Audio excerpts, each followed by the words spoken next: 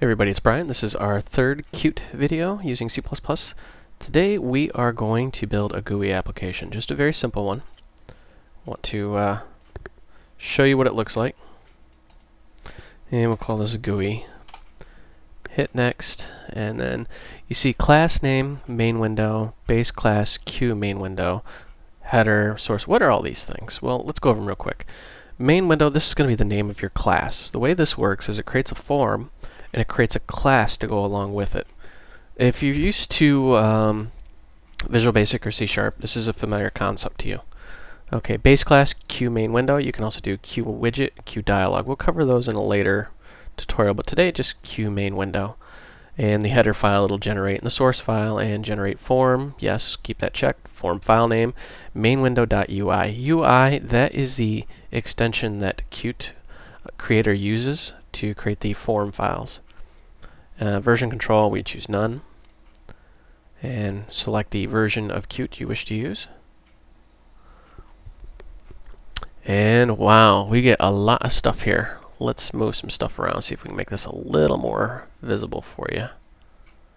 This is your form. I realize it's kind of cramped due to some space limitations here. Here is your controls. Here are your actions down here. We'll cover actions later. Here's your Object Explorer, and here's your Properties window.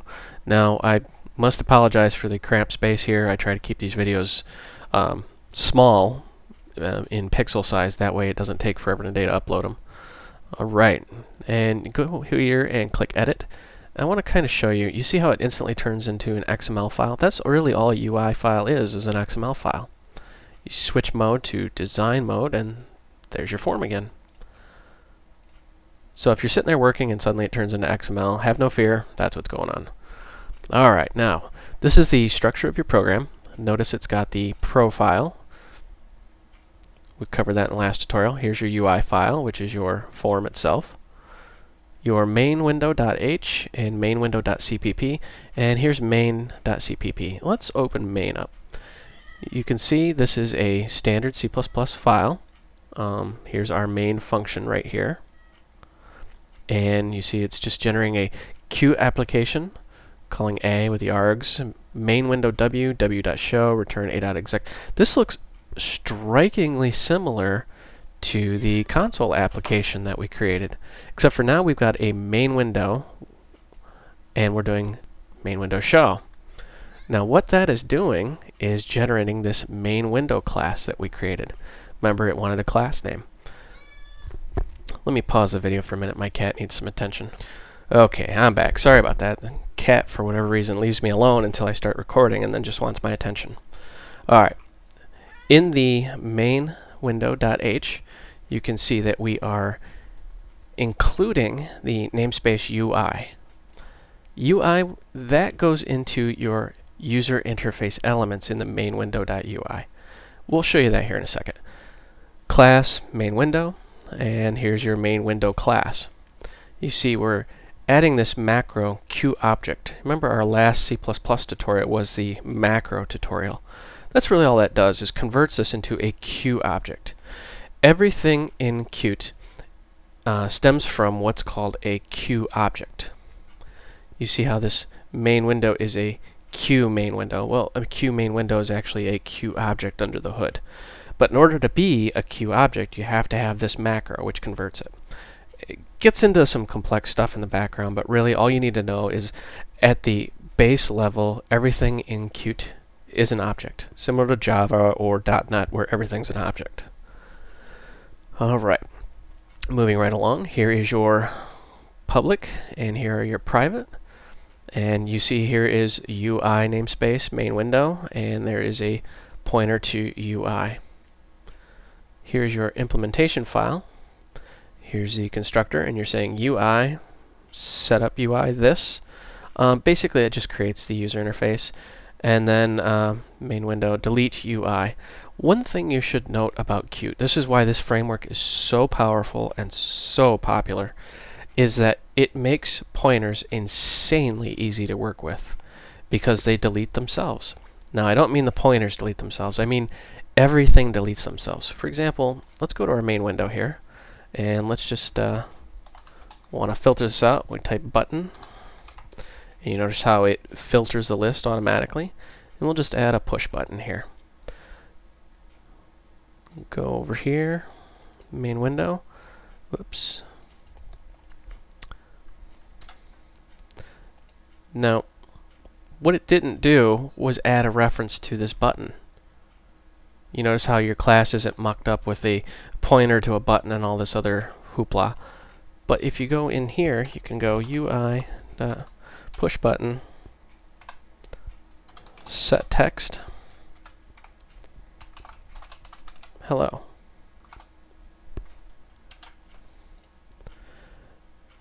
The UI actually holds a reference to the push button class, which, you know, if you hover over, you see this little Q push button F1. If you press F1, it'll actually take you to the help file for the Q push button.